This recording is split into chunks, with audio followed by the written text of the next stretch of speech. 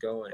Hello, my name is Bryce Tubbs. With me today is Brian Bush. He is a business growth specialist at Business Growth Coaches Network. I cannot wait to have this conversation. This is going to be a great one for you today. Thank you so much for coming on the show today, Brian.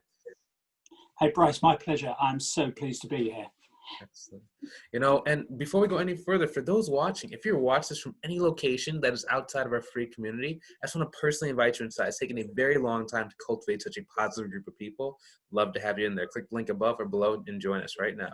Now, Brian, can I ask you this question? What was life like before you got into consulting? And really, what was the, catalyst that brought you into the space? Yeah, that's a really good question, Bryce. And I think I've always been one. I think there's a wide variation of what people would term as a consultant, and I see it as a person who helps others to an outcome. So I've done that since I was old enough to talk and walk, really. I'm 54 now, so that's a good 49-year career, really. And it all starts with a fascination with people. I love people. So people are what makes businesses succeed and operate, and they're the asset value that sometimes gets overlooked.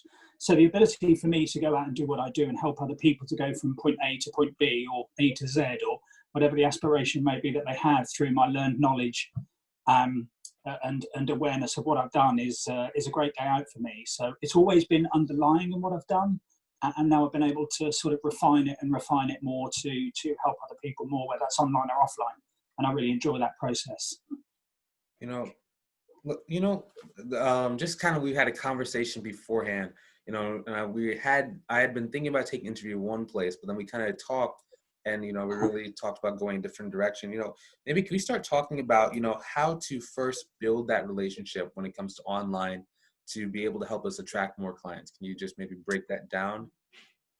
Yeah. The difficulty I think we find with online is we consider it to be different to offline. And I don't believe it is. So to build a relationship with someone, you've got to start with a connection point.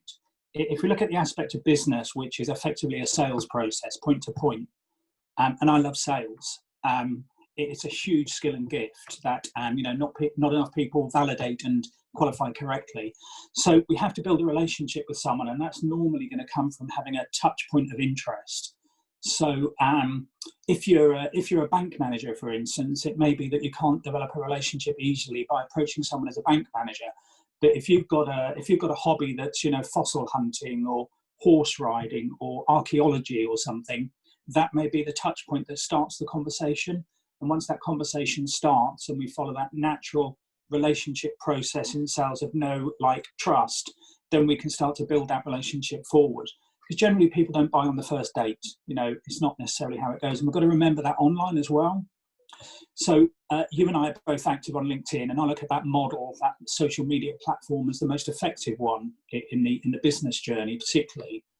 And good start points are places like groups and discussions and looking at who likes your posts and following those aspects through, because they're going to be touch points that may be relevant to you starting to develop a relationship. But back in the day when I used to sell cars, we used to have a term for people coming to look at cars called tyre kickers. And they'd be the kind of guys on a Sunday morning that were probably waiting for lunch to be cooked for them at home, and they'd come around and kick a few tyres and look at a car. And that tyre kicking is a bit of a buying signal that you then go outside and qualify with the individual. And it's the same on LinkedIn. If someone looks at my profile, they're a tyre kicker. So I want to go and see what that interest point is and see if we can develop that into a buying relationship, maybe. Oh. That makes sense? That's interesting. In the States, a lot of people consider or use the term tire kicker nowadays as like someone wasting time. That's incredible. Yeah. That's cool. My view would always be we can't know they're wasting time until we validate the purpose. So for me, if I'm selling a car and someone's kicking the tires and it takes me 35, 40, 50 seconds, a couple of minutes to go out there and validate their wish or need, that's good value time. And I can close that opportunity down within 10 minutes to see that they're a buyer or a non-buyer and deal with them accordingly. So yeah, maybe time wasting, but don't assume the time is wasted until you spend a little bit of time validating it, would be my view. That's a great point. I'm glad that we even talked about that. Let me ask you this question. So the know, like, trust factor, does that have to take a long time? Could that be done in a day or? Okay. So let me give you a real quick example. you're thirsty and you're walking down the street, you want a bottle of water, you've got a shop on your left and a shop on your right. So the shop on the left is well lit, it's got lots of signs in, the door's open, it's welcoming. The shop on the right is boarded up, it's got a closed door, it's got a couple of vicious dogs sitting outside it looking like they're going to rip your head off. Your know, like, trust mentality is going to start with the shop on the left. You know it's there, you like it enough, and then you've got enough trust in it to walk through the door. And then if you find the product you want, and you can go see where the counter is to go pay for it, and it's cold because it's just come out of the cooler, then you've got to know, like, trust, which may take you 2 minutes, 4 minutes, 10 minutes. So in that purchase scenario, that's a really, really quick one. So all you're doing sometimes, if you're negotiating, say, a multi-million-pound contract, you're just extending that process. Mm-hmm. So we're known by being on LinkedIn. People might like us because of who we're connected to, and they may start to trust us based on what we talk about and how we talk about it and the context in which we discuss things. So that process can be, in that scenario, we're buying a bottle of water, a really, really quick one. And we'll do that consciously and subconsciously. Nice. You know, can you talk about maybe prospecting online? So a big thing on LinkedIn is, you know, they talk about don't send messages to people. It's like instead of it just being don't send like a direct sales pitch, a lot of people now have taken that to the extreme of don't text or message anyone on LinkedIn. Can you maybe talk about how to do it correctly? Well, okay, so that's another really great point. And the problem in sales and business is we take that all-important word assume, and we assume that people don't want to hear from us, and that's really dangerous. So the person that should always decide whether they want to hear from you is not me, but them. So if you were a prospect of mine, Bryce, I would absolutely reach out to engage with you. I think about how I'm going to do that. I might stalk you a bit on LinkedIn. I might get involved in some groups you're in. I might send you a direct connection request and say, I love guitars. You've got some. I'd really like to connect, and let's see what the future brings for us, or let's see how we get on. So I think there's a danger in not approaching people. Let them decide whether they want to hear from you. I'm all for not having this automated sales pitch, or the first date being the first approach. You know, you've got to go through a bit of a process in relation to that. But I don't necessarily agree with that viewpoint. I reach out to connect with people every single day on LinkedIn. And some of those will be random, you know, people that you might think, oh, I'll never get a connection with them. Well, who knows till we try. You know, when I started off in sales, I'll go door knocking, because you never know unless you knock on the door. And if you've got a bit of personality and a bit of ability and a bit of nous, you can develop a relationship with someone and not horrify them. And the other problem we see in sales also is that term no. We don't like to be told no because we take it personally. And once you ditch that and realise it's never personal, you know, no, it's just a journey to yes. And those things are as relevant online as well. So always reach out and connect with people you want to connect with. Just be thoughtful about how you do it. That's a great point. No is the journey to yes. Interesting. Yeah, it's like failure takes you to success. You don't succeed unless you've failed a couple of times.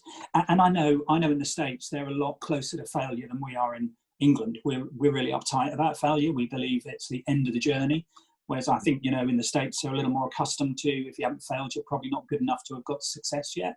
So there's a different mentality shift in there. But failure is just a part of a success journey, you know, so we should not fear those negative things.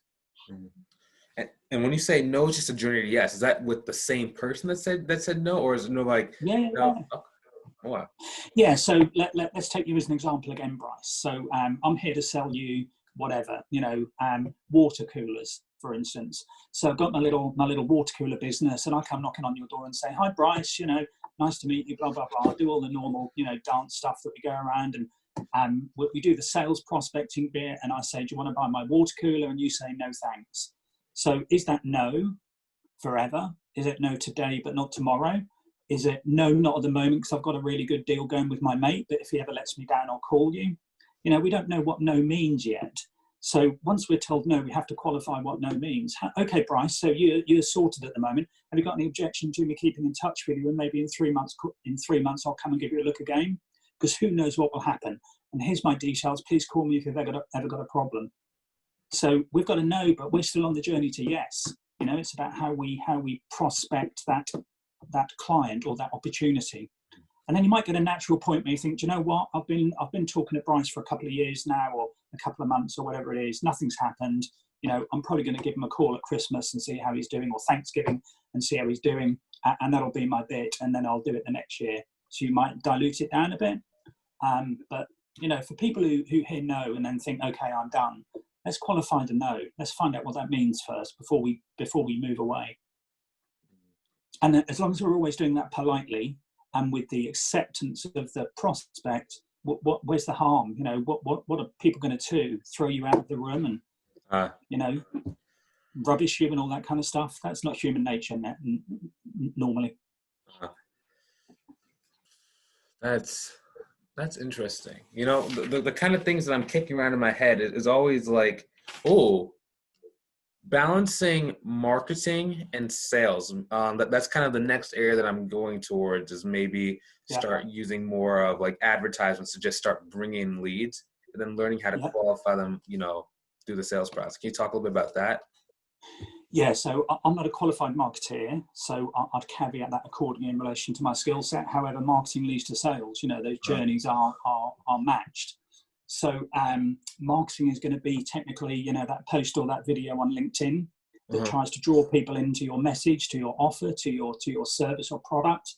And then the sales process is when you kind of get down to the detail of the physical customer journey, or that physical prospecting opportunity, or sales opportunity, I should say. And then there's a lot of different forms of marketing available to us, both online and offline. We can advertise in the local paper. We've got organizations, groups, LinkedIn, Facebook, Instagram, Twitter, all these places. I think the important thing about marketing is always set a risk limit. So set a maximum that you want to commit to that by way of risk in time or money, and don't go above it unless you think there's a real opportunity there, and try stuff and see what works. Keep doing what works and stop doing what doesn't. Because once you get an understanding of your client, your prospect type, the sector, the segment, the age, all those things, it will start to give you a track through to where those people tend to hang around. And that's your marketing channel, really, your marketing strategy to a certain extent in its basic form. And that's who's my customer, where do they live and what do they do, and how do I get them? Or how do I get to them? And I always like groups. I like groups in that if you've got a large membership organisation in your area, your county or your state, go get to know those guys, because you can get a relationship with one person who could offer you, maybe 10, 30,000, a million customers or potential customers all in one go. Wow. So I always like those membership organisations where there's volume businesses in there that you can go and do work with potentially. That's really interesting. Yeah. That's a big neglected area that I have on social media is using groups. Like I have a couple groups that I'm that I created that I'm active in, but going into other people's groups or maybe in other people's comment section, maybe do you have any tips on? So I float around stuff.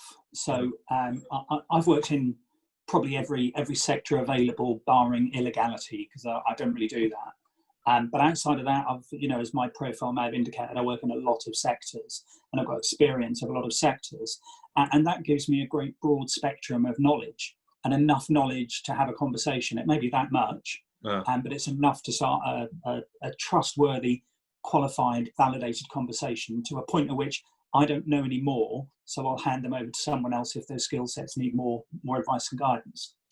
And I'll join groups and get involved in discussions. I'll spend a lot of time daily on LinkedIn. I'm on it regularly.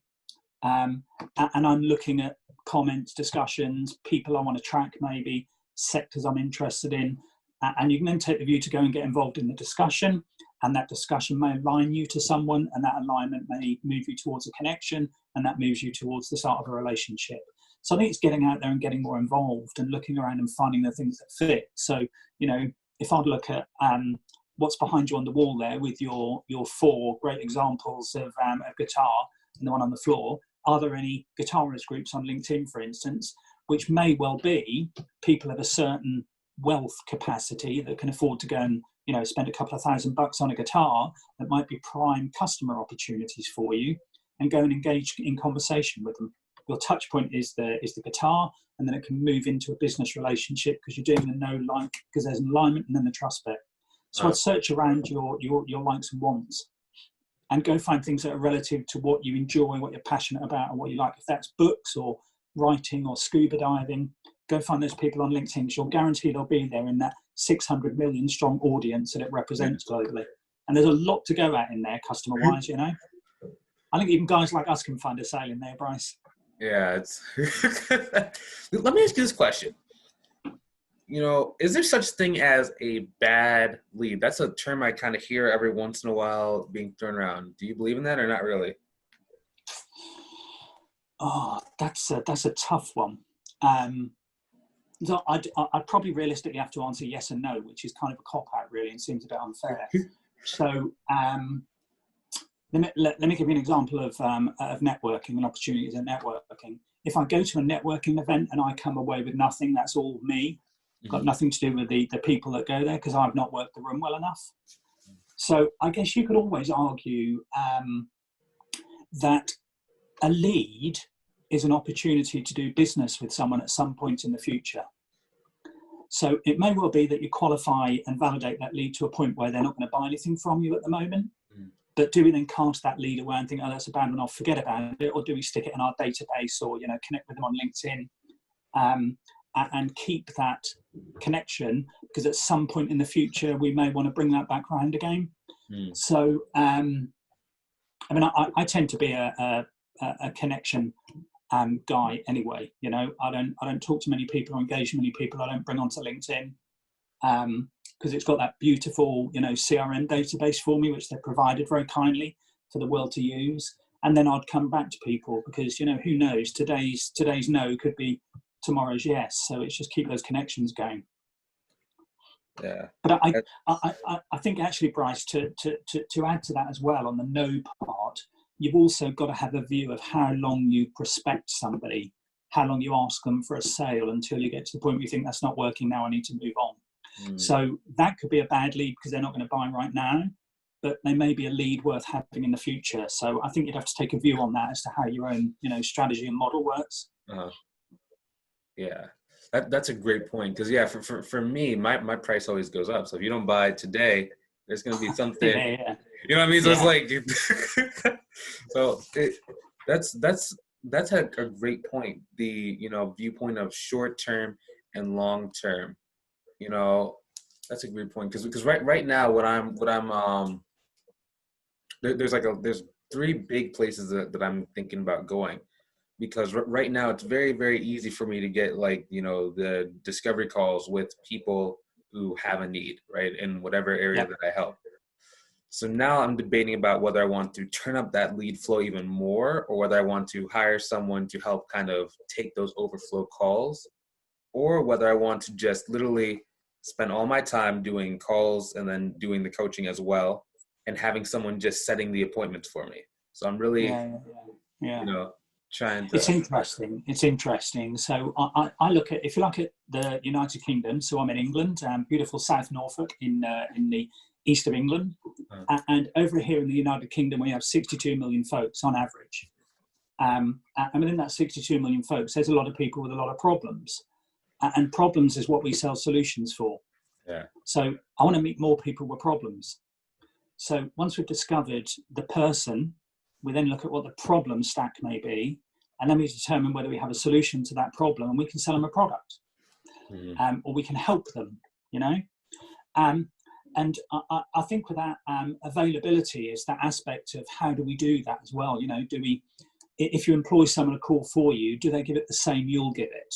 You know, do you develop them into the right sort of approach that you want? Can they qualify that lead in the right way to ensure, you know, in the way you would validate it, that they validate it in the same way? So it's a difficult proposition, but you know, I don't know what the population of the United States is, or the area in which you operate generally, but there's a lot of people to try stuff with as well, both online and offline.